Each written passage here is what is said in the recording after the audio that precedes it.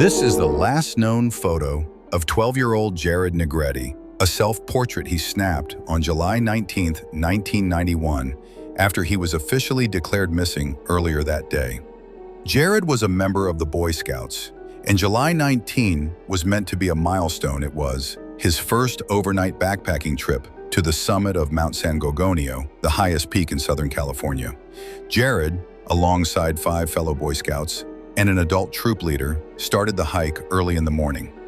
While the hike started off just as planned, the 11,000 feet ascent eventually took its toll on Jared. Specifically, he started to fall behind at around 6 p.m., unable to keep pace with the rest of the group. Determined to stick to the schedule, the group leader decided to go ahead with the other 5 kids and leave Jared behind, a choice he would come to regret for the rest of his life. Not long after, a different group of hikers saw Jared descending the mountain alone, and doing so in a dangerously unsafe way by shortcutting the switchbacks, which, for those who don't know, means he was ignoring the zigzagging trail designed to safely navigate steep terrain, and was instead heading straight down the slope. The hikers had warned Jared about the dangers of straying from the designated path, and also made sure to inform the scout leader when they had caught up with the troop further up the mountain. The leader, however, shrugged off their concern, stating that they'd catch up with Jared on their way back. Unfortunately, by the time they came back, Jared was nowhere to be seen. It didn't take long for the troop to realize the gravity of the situation.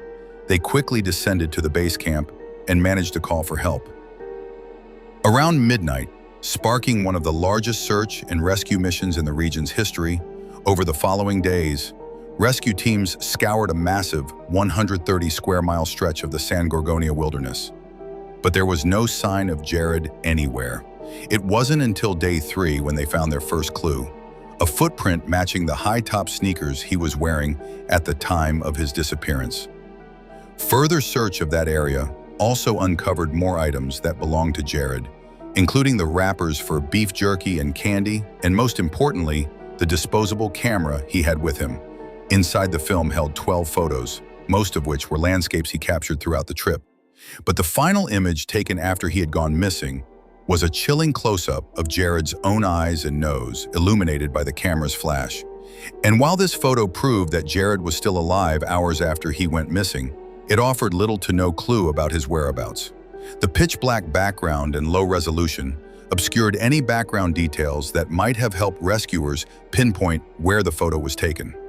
Over the next 2 weeks, nearly 3,000 volunteers and professionals poured more than 45,000 combined hours of rolls. David also claimed that one of the men following her fit the description of Alice Destry. Later investigation also revealed that an American naval officer was visiting an adult establishment on the island in 1999. There, he met someone who claimed her name was Amy Bradley. Unfortunately, the officer never reported the incident, likely to avoid repercussions for visiting such an establishment while on duty. By the time this information surfaced, the place had already burned to the ground, and with it, any records of the people who might have worked there. However, the most important clue about Amy came in 2005, when someone found pictures of an older Amy on the internet.